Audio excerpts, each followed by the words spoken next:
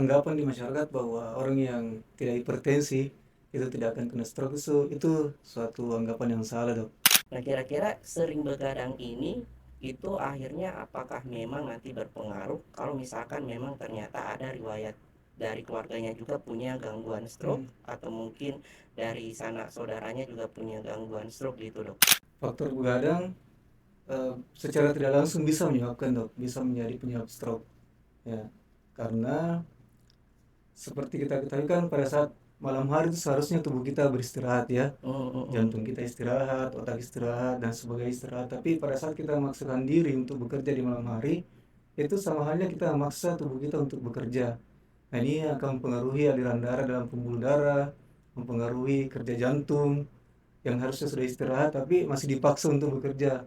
Beratnya seperti itu. Akhirnya ini bisa memicu terjadinya hipertensi. Nah, sekarang kan juga banyak tuh mitos, Dok. Kalau Ya, misalkan orang kena stroke itu katanya harus ditusuk jarum di ujung jari atau telinga gitu. ya, Nah, ini ada juga pertanyaan, Dok, dari masyarakat kita bahwa biasanya kalau misalkan pasien stroke itu adalah perempuan usia subur. mm, Ini agak sensitif nih, Dok, ya, sedikit ya. Kira-kira apakah ia masih bisa hamil dan melakukan hubungan dengan pasangannya ya, begitu. ya. Nah, kira-kira pendapat dokter bagaimana, Dok? Iya, iya. Sebenarnya bisa, Dok. Jawabannya seperti itu bisa, tapi harus, maksudnya kehamilannya harus dipantau dengan baik karena dia termasuk dalam kehamilan yang berisiko tinggi. Assalamualaikum warahmatullahi wabarakatuh. Halo Sobat Sehat, selamat datang di podcast spesial persembahan dari IDI Cabang Wajo dalam rangka memperingati Hari Bakti Dokter Indonesia ke-117.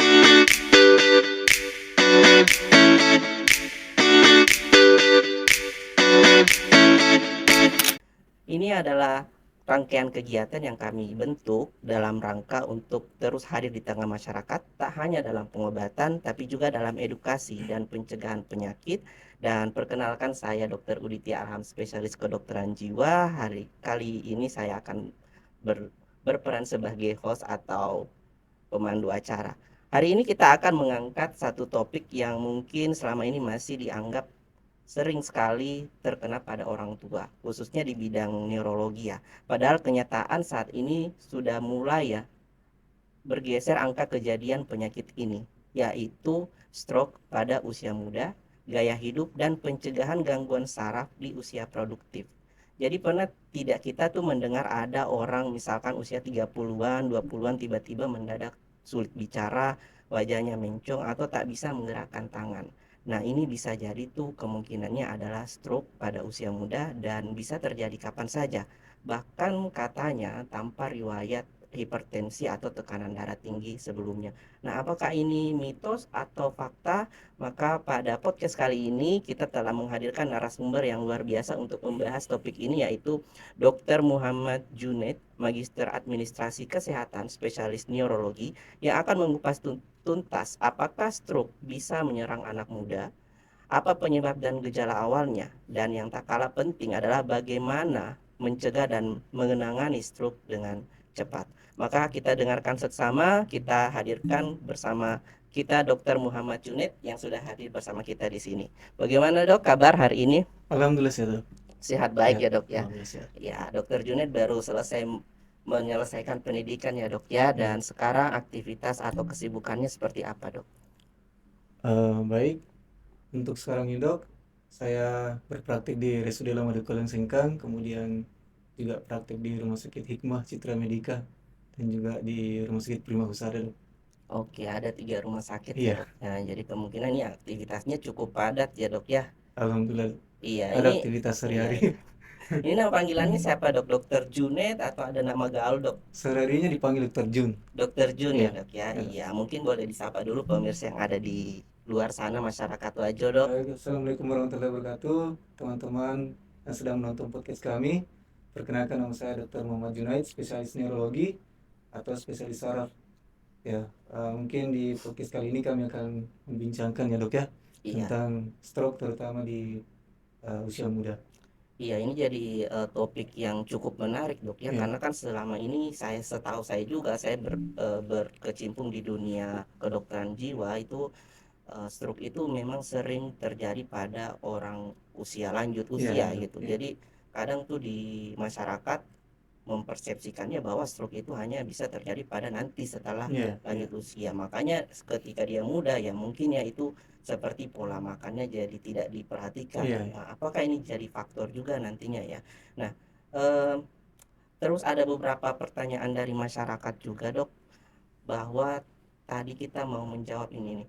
Mitos bahwa kalau misalnya kita kita kita tuh tidak punya riwayat tekanan darah Iya, iya. tinggi, itu apakah memang itu bisa jadi faktor akhirnya kita nggak jadi stroke?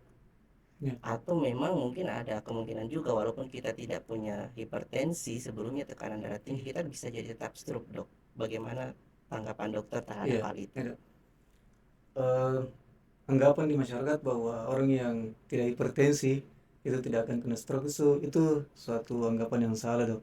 Ya. Oh, Karena untuk sekarang dulu mungkin kita mengenal bahwa stroke itu hanya terjadi pada orang tua, pada lansia umur-umur 50 tahun ke atas.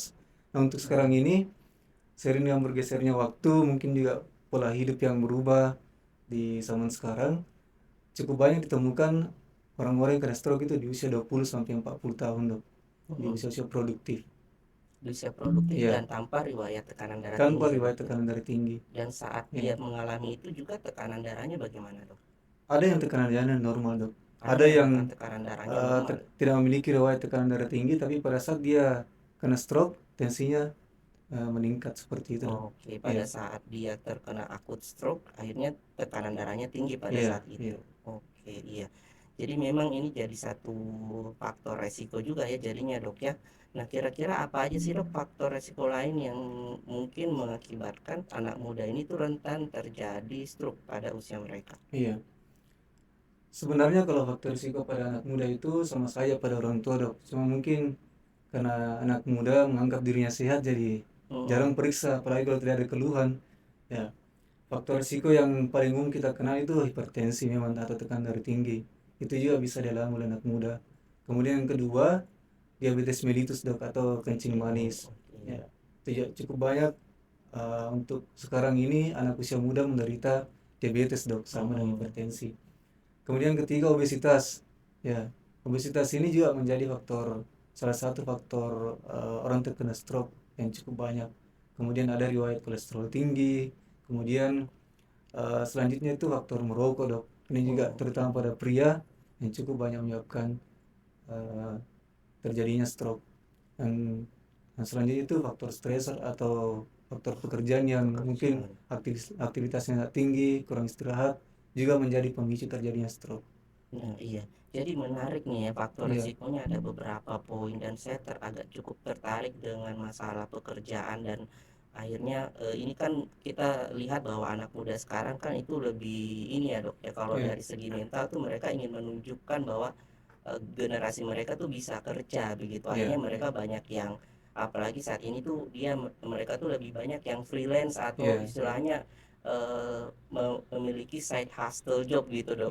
iya, Di antara beberapa pekerjaan utamanya itu dia punya side job yang lain dan iya, akhirnya banyak anak muda yang sekarang yang mau tidak mau mereka harus memforsir waktu tidurnya, iya, akhirnya sering begadang. Dan itu tadi terkait dengan faktor resiko pekerjaan itu ya, Dok ya. Nah, kira-kira sering begadang ini itu akhirnya apakah memang nanti berpengaruh kalau misalkan memang ternyata ada riwayat dari keluarganya juga punya gangguan stroke hmm, atau mungkin dari sanak saudaranya juga punya gangguan stroke gitu, Dok. Itu akan meningkatkan resikonya tidak? iya. Faktor begadang secara tidak langsung bisa menyebabkan, Dok, bisa menjadi penyebab stroke. Ya, karena seperti kita ketahui kan pada saat malam hari itu seharusnya tubuh kita beristirahat, ya. Jantung kita istirahat, otak istirahat, dan sebagainya istirahat. Tapi pada saat kita memaksakan diri untuk bekerja di malam hari, itu sama halnya kita memaksa tubuh kita untuk bekerja. Nah, ini akan mempengaruhi aliran darah dalam pembuluh darah, mempengaruhi kerja jantung yang harusnya sudah istirahat tapi masih dipaksa untuk bekerja. Beratnya seperti itu. Akhirnya ini bisa memicu terjadinya hipertensi. Kemudian masalah genetik tadi, Dok. Menurut penelitian memang orang-orang yang memiliki orang tua dengan latar belakang stroke, terutama yang kena stroke sebelum umur 65 tahun, itu 30%-nya kemungkinan keturunannya akan menderita penyakit stroke. Jadi bisa saja dengan yang tadi dibilang anak muda yang sering begadang, kemudian orang tuanya punya riwayat hipertensi, apalagi punya riwayat stroke, itu bisa saja juga berisiko besar terkena stroke. Oke, ini jadi poin penting ya, Iya, ya. iya, Jadi iya. bahwa anak muda diharapkan untuk aware, untuk sadar bahwa ketika mereka Iya, punya eh, faktor resiko genetik itu perlu untuk memang menjaga kesehatannya sejak dia usia iya, muda iya, iya. begitu dok ya, karena kan memang banyak prinsip ya dok ya, selagi masih muda Ya, ya kerja terus. kerja terus gitu ya dok ya, akhirnya kesehatan juga tidak terlalu menjadi Iya, prioritas saya lihat bahwa di anak muda kita ini. Nah terus eh, kita beralih ke beberapa pertanyaan yang sering juga mungkin ditanyakan oleh masyarakat ya. iya. Jadi tentu ya ada beda mungkin antara stroke usia muda dan juga stroke yang usia tua Hmm. itu berbahaya yang lebih mana dok? Ya, sebenarnya kalau kita mau pertanyakan lebih berbahaya mana stroke di usia muda atau orang tua, sebenarnya sama-sama berbahaya, Dok. Ya, Oke. karena stroke itu kan intinya ada kerusakan di otak akibat pembuluh darah yang tersumbat sehingga aliran darah terganggu ke otak. Ya, kemudian gejalanya juga sama. Jadi yang membedakan mungkin kalau apa? Ketika orang terkena stroke itu cepat dibawa ke rumah sakit mendapatkan penanganan yang tepat, itu akan membedakan proses pemulihannya dan proses cacat permanen yang dialami oleh orang tersebut, Dok. Ya, jadi sama berbahayanya. Sama Ya, sama berbahayanya dok ya, berbahayanya. jadi ketika memang kejadiannya sudah akut dan terjadi itu diharapkan bahwa orang ini atau pasien ini harus segera Iya, iya, ditangani ya iya, dok ya, karena iya. itu ada golden periodnya ya dok Ya, kalau tidak salah ada ya. golden period untuk orang yang terkena stroke, Dok. Jadi Mm. kurang dari waktu 4,5 jam atau maksimal 6 jam itu harus segera mendapatkan penanganan ke rumah sakit. Dengan cepat dibawa ke rumah sakit, itu akan memperbesar kemungkinan pemulihan pada pasien, Dok. Dan juga untuk memperkecil terjadinya cacat permanen pada penderita stroke. Ya berarti Yang semakin cepat ya, ditangani semakin baik ya ya dok ya. semakin baik. Yang ditakutkan dari stroke kan adalah terjadinya cacat permanen, Dok. Cacat Kelumpuhan dan permanennya itu. sebagainya seperti itu. Nah itulah jadi pertanyaan juga dok, apakah akhirnya stroke ini bisa sembuh total Stroke bisa sembuh total kalau cepat ditangani, Dok. kalau cepat Ya, ditangani? ya cepat ditangani Oke. dan tergantung dari luas wilayah otak yang terganggu atau yang rusak. Oke, jadi lebih cepat atau tidaknya ditangani dan juga keterlibatan daripada cedera Ya, otaknya ya dok ya, ya, gara-gara stroke-nya ya, itu apakah bisa sembuh ya, total dari situ ya. ya, Oke, baik, ini cukup menarik ya, ya, untuk masyarakat diketahui bahwa penanganan stroke yang lebih cepat itu harus lebih diupayakan ketika memang kita sudah ada curiga ke arah-arah gejala-gejala stroke tadi ya ya, dok ya, gitu. Nah, ada beberapa pertanyaan juga bahwa salah satu cara untuk menurunkan resiko stroke itu adalah dengan berolahraga ya, rutin. ya, Nah, biasanya kan sekarang kan lagi banyak orang yang berolahraga tuh yang komunitas lari ya. atau mungkin fitness. Nah, olahraga seperti apa sih dok yang bisa untuk menurunkan resiko ini? Apakah memang ada olahraga khusus atau yang perlu memang dilakukan oleh anak-anak muda saat ini untuk mencegah resiko tersebut? Untuk olahraga, salah satu faktor yang bisa dilakukan, Dok, untuk mencegah stroke adalah dengan olahraga. Selain mungkin mengatur pola makan dan sebagainya. Nah, kalau ditanyakan jenis olahraganya apa, semua jenis olahraga bagus dilakukan untuk melakukan pencegahan. Ya. Oh, oke. Stroke kan intinya eh, untuk mencegah stroke intinya kita mengurangi faktor risiko, mencegah faktor risiko yang bisa menyebabkan stroke, mencegah hipertensi, mencegah terjadinya diabetes, mencegah terjadinya obesitas, dan Oh, menghindari stres seperti itu. Jadi semua jenis olahraga bermanfaat dan bisa untuk menurunkan risiko terjadinya stroke asalkan disesuaikan dengan mungkin disesuaikan dengan kapasitas tubuh kita, Dok, atau sesuaikan dengan umur. oh, oh. Ya, baik itu mungkin yang bersifat kardio atau aerobik ataupun dengan angkat beban, itu semua bisa bermanfaat untuk mencegah terjadinya stroke. Oke, jadi jenis olahraganya yang memang disesuaikan dengan Ya, jenis disesuaikan usianya dengan dan yang aktivitas yang bisa dia lakukan Iya, ya dok ya. Ada mungkin rentan waktu dalam sehari atau mungkin dalam seminggu begitu dok untuk frekuensi ya, olahraganya. frekuensi olahraga dianjurkan 3 sampai 4 kali dalam 1 minggu, Dok. Minimal Hmm, 40 menit. minimal Ya, minimal 40 40 menit menit. dan disesuaikan aktivitasnya dengan usia dok Iya, ya, dan betul itu sekali. sudah sangat Iya, membantu dok ya. yang sampai memaksakan suatu olahraga tapi Iya, ternyata malah ternyata bikin ini. Ya. malah bikin bertambah parah Iya, kondisinya dok. iya, Iya, betul. oke. Nah jadi itulah tadi sebenarnya bahwa ya ada hal yang bisa kita lakukan untuk mencegah stroke ini Iya, terjadi gitu. Dan mungkin masyarakat masih bertanya-tanya ya dok ya, apa sih sebenarnya gejala spesifik dari stroke ini yang mungkin masyarakat Wajo itu bisa kenali iya, di rumah ya. Kita kan tadi udah bilang ada yang wajah mencong, terus misalkan tiba-tiba tidak bisa bergerak sebelah kiri iya. atau sebelah kanan. Kira-kira ada yang spesifik tidak dok? Kira-kira akhirnya masyarakat Wajo ini kayaknya ini stroke, kita harus segera Iya, membawa dia iya. ke rumah sakit karena tadi itu kembali lagi bahwa penanganannya harus cepat gitu Iya, ya dok betul, ya. Dok. Kira-kira apa yang bisa masyarakat Wajo ini lihat di rumah ketika melihat satu gejala-gejala ini sudah bisa memicu atau berpikir bahwa ini kemungkinan stroke itu dok. Nah, untuk mengenali gejala stroke itu, Kementerian Kesehatan sudah membuat suatu ini, Dok, satu singkatan supaya lebih Oh mudah iya, diingat dan mudah mengerti oleh masyarakat. Itu singkatannya segera ke RS. RS kan singkatan dari rumah sakit. Jadi gejala yang pertama itu senyum tidak simetris. Jadi ketika oke, kita menemukan orang yang mulutnya mencong atau iya senyumnya tidak iya, simetris, kita harus hati-hati, itu adalah gejala stroke. Kemudian G itu geraknya melemah, maksudnya gerak melemah, anggota tubuh melemah. Biasanya kan stroke itu mengenai satu sisi tubuh, jadi tangannya dan kakinya tiba-tiba lumpuh atau tiba-tiba lemah, itu kita harus waspada stroke. Kemudian bicaranya cadel atau pelo, Dok, bahasanya orang, pelo, ya, yang tiba-tiba bicaranya seperti anak kecil atau suaranya kayak terlalu dalam atau pasiennya merasa bahwa lidahnya pendek, ya itu biasanya gejala stroke. Kemudian sudah segera, ya, segera ke kebas, yang ada kebas di satu sisi tubuh. Jadi biasanya kelemahan di satu sisi tubuh itu disertai dengan kebas atau kram-kram. Biasa pasien membahasakan tubuh saya kayak kram atau kayak berat begitu atau kayak kesemutan, itu gejala stroke. Kemudian eh, sudah, ya, R itu tiba-tiba penglihatannya rabun atau menurun, Dok. Itu juga gejala stroke. Karena stroke kan memang bisa mengenai retina, Dok, bukan retina cuma juga. di otak.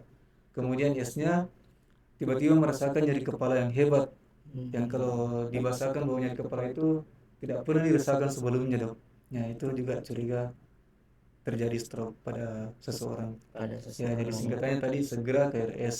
Iya, Senyum tidak simetris, gerakannya tiba-tiba melemah, kemudian ada bicara cadel atau bicara pelok bahasa ininya, kemudian kebas, kemudian rabun, kemudian sakit kepala yang hebat. kepala. Seperti itu, Dok.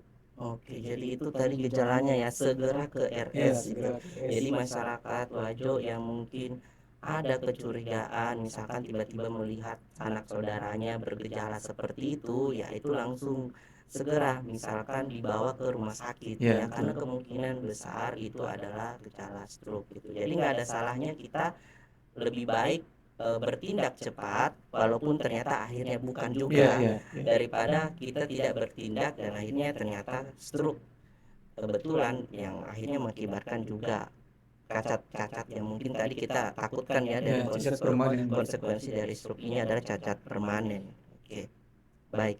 Nah dok, itu tadi gejala-gejalanya banyak ya dok ya. Ya, banyak, Dok. Jadi salah satunya juga kayak Iya, nyeri kepala, penglihatan tiba-tiba rabun, terus wajahnya yang mencong juga iya. gitu kan. Nah, kira-kira ada ini kan jadinya bentuk-bentuk gejala yang mungkin bisa terjadi di penyakit-penyakit lain gitu dok. Ya, Iya, betul. misalkan ada yang bertanya juga nih masyarakat mengenai Bell's palsy itu dok. Iya, Nah, virus palsi. kira-kira itu kalau dari Bell's palsy kan juga kadang dia bikin mencong ya Iya, wajahnya. betul. Nah, bagaimana kita membedakan antara Bell's palsy dan kejadian stroke Iya. sebenarnya? Virus palsi dengan stroke itu memang biasa kayak tertukar, Dok. Ya, biasa orang virus palsi dikira stroke atau stroke dikira virus palsi. Ya, jadi memang ada gejalanya hampir mirip, tapi ada pemeriksaan khusus yang sebenarnya pemeriksaan sederhana yang bisa dilakukan untuk membedakan antara Bell's palsy ini dengan stroke. Wah, apa Ya, tuh dok? untuk Bell's palsy sendiri, kalau orang awam kayaknya biasa bahasa kayaknya dok, penyakit angin jahat, angin duduk ya, Oh, penyakit angin duduk. penyakit. Kalau tidak salah ya, Iya, kalau iya. kita kan biasa bahasakan Bell's palsy. Bell's palsy juga mengenai saraf dok, saraf di wajah. Biasanya gejalanya mulut mencong atau kelopak mata sulit tertutup Mm-mm. seperti itu. Cuma kalau Bell's palsy itu tidak disertai dengan kelemahan anggota gerak, kelemahan badan. Jadi itu tadi Bell's palsy tidak ada kelemahan anggota gerak. Kemudian untuk mengenalinya kita kenali dari kerutan dari dahi dok. Jadi kita meminta pasiennya menaikkan alis atau mengerutkan dahinya. Oke, Ya, jadi jadi hal-hal. kalau pasien Bell's palsy itu kalau kita minta untuk mengerutkan dahi seperti ini, Mm-mm. itu di sisi yang lumpuh itu hilang kerutan dahinya. Kerutan dahinya Ya, ya dok ya. kalau stroke kan dia masih ada semua kerutan dahi. Kalau Bell's palsy dia sebagian tidak ada kerutan dahinya dok. Oke, Jadi jadi bedanya di untuk situ. mengenali apakah dia stroke atau Bell's palsy, minta pasiennya untuk menaikkan alisnya atau mengerutkan dahinya. Iya. Kalau dia menghilang sebagian, itu Bell's palsy dok. Oke, jadi Dan apakah catatan tidak ada ya, kelemahan, tidak ada tidak kelemahan ada atau gejala kelemahan? stroke yang lainnya. Iya. Karena stroke juga bisa menunjukkan gejala seperti Bell's palsy sebenarnya dok. Hmm. Seperti itu. Dan apakah ini juga harus dilakukan pertolongan yang segera dok Iya, setelah di iya. stroke itu? Segera dilakukan pertolongan pada pasien Bell's palsy. Karena kalau terlambat itu juga bisa menimbulkan eh, gejala yang lebih lama pada pasien dok. Mulut Gejala. mencong, kemudian sulit menutup mata. Kalau terlambat ditangani, biasa pemulihannya juga lama dan agak sulit untuk mengobati. Karena namanya pasien saraf, kalau terlambat dan eh, kalau terlambat diobati atau terlambat ditangani, itu pemulihannya sulit dan lambat dok. Seperti itu. Oke, iya. Jadi ada beberapa tips dari dokter Jun tadi ya untuk mengenali gejala-gejala daripada stroke itu. Mulai dari kita mencoba untuk melihat senyum dari orang yang mungkin kita curigai Iya, terkena stroke, terus kita melihat daripada kerutan di dahinya, apakah ada kerutan. Kalau misalkan itu sudah tidak ada kerutan di dahi, bisa saja itu adalah Bell's palsy. Tapi kalau ternyata masih ada kerutan dengan senyum yang mungkin agak mencong, itu kemungkinan besar stroke. Jadi mau Bell's palsy ataupun stroke, intinya adalah segera dibawa ke rumah segera sakit dibawa ke ya rumah dok ya. sakit. Iya. Nah sekarang kan juga banyak tuh mitos dok. Kalau Iya. misalkan orang kena stroke itu katanya harus ditusuk jarum di ujung jari atau telinga gitu. Iya. Nah itu banyak tuh yang beredar-beredar juga video-videonya. Apakah itu memang secara medis atau secara ilmiah itu benar atau bagaimana dok? Pendapat dokter? Gitu. Jadi memang kita sering dengar ya kalau dari masyarakat kalau tensinya tinggi atau ada yang terkena gejala stroke itu Ya. ditusuk jarum di ujung jari. Katanya itu untuk mengobati. Nah itu mitos dok. Ya, tidak ada Mitos. bukti ilmiah atau tidak ada penelitian yang pernah membuktikan itu. Malah sebenarnya tindakan ini bisa dianggap sebagai mitos yang membahayakan. Kenapa membahayakan? Karena hal ini bisa memperlambat penanganan dok. Ya, coba ditusuk dulu atau ditunggu, setelah ditusuk ditunggu beberapa jam atau Mm-mm. ditunggu beberapa hari baru dibawa, dilihat bagaimana reaksinya. Jadi itu Mm-mm. mitos yang salah sebenarnya dok. Mm-mm. Tidak ada tidak ada yang pernah membuktikan apa itu terbukti atau tidak, tidak ada dasar ilmiahnya. Ya, jadi hal itu sebenarnya tidak disarankan Ya dok tidak ya, karena disarankan. akhirnya ketika orang biasanya melakukan itu, Ya, akhirnya penanganannya jadi terlambat. lambat. Ya. Iya, padahal prinsipnya tadi penanganan stroke ya harus cepat Ya, segera betul. dibawa Ya. ke rumah sakit gitu, agar tidak cacat permanen ya dok Ya, ya, betul. gitu. Semakin cepat kita tolong, semakin banyak area otak yang Ya, terselamatkan. ya, betul. Oke. Nah, ini ada juga pertanyaan dok dari masyarakat kita bahwa biasanya kalau misalkan pasien stroke itu adalah perempuan usia subur. Mhm. Ini agak sensitif nih dok ya, sedikit ya. Kira-kira apakah ia masih bisa hamil dan melakukan hubungan dengan pasangannya Ya, begitu. ya. Nah, kira-kira pendapat dokter bagaimana dok? Perempuan yang kena stroke bisa hamil Dia atau usia, tidak? iya. Ya, bisa subur. Bisa dok. Ya. Tapi dengan catatan bahwa orang yang kena stroke kemudian berencana untuk hamil atau eh, Sementara hamil itu harus dikategorikan sebagai pasien yang kehamilan yang berisiko tinggi. Ya, karena pasien stroke kan pada saat seseorang hamil kan banyak perubahan fisiologis atau perubahan hormonal yang terjadi dalam tubuhnya.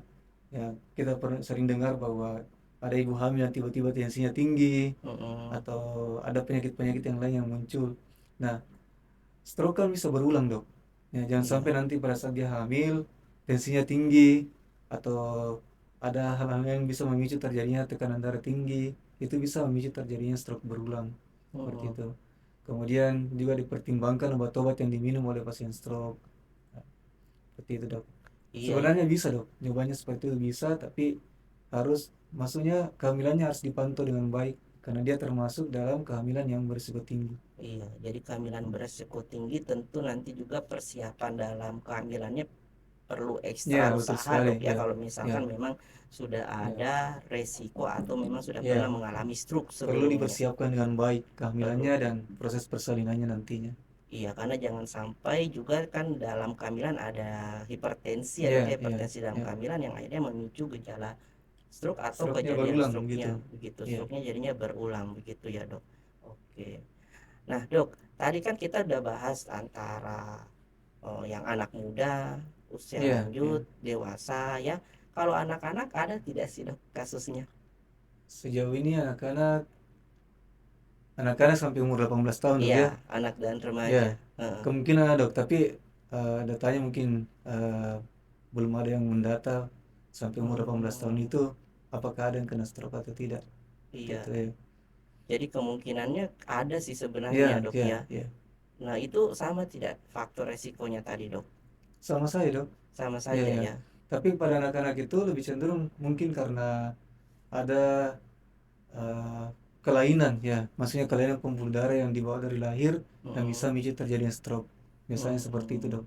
Jadi ada kelainan bawaan ya, Iya, Dok ya, kelainan misalkan bawaan. juga pada jantung ya ada kelainan Iya, bawaan iya, pada betul sekali. jantung. Ya, Kalau anak-anak juga kena stroke ya kita pikirnya curiganya iya, ada iya. kelainan Kelainan dari bawaan. jantung atau kelainan dari pembuluh darah otak, ya, yang bisa Iya menyebabkan terjadinya betul, Dok. stroke. Ini jadinya kita menyadarkan juga ya pada masyarakat bahwa sebenarnya kejadian stroke itu bisa mengenai Iya, sebenarnya betul. semua Ya, usia. ya, Cuman trennya saat ini tuh lebih banyak sudah bergeser ke anak anak muda ya, muda. Dok ya. Nah, inilah yang kita telah diskusikan bersama narasumber kita pada hari ini. Kira-kira mungkin Dokter Junet ada pesan yang mau disampaikan ke Oh iya, masyarakat Wajo, Dok? ya. Untuk teman-teman semua atau masyarakat yang ada khususnya di Kabupaten Wajo, bahwa tadi kami sudah berdiskusi bahwa stroke itu punya gejala, ya, gejala yang bisa dikenali dengan cepat pada saat mungkin orang-orang di sekitar kita terkena stroke yang tadi senyumnya tidak simetris atau senyumnya tidak seimbang, kemudian gerakannya melambat atau ada anggota geraknya yang lumpuh, kemudian ada rasa kebas dan sebagainya.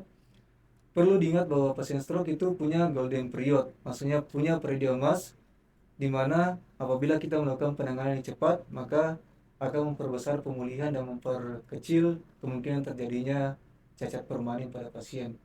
Nah, golden period atau periode emas pada pasien stroke itu sampai 6 jam, ya.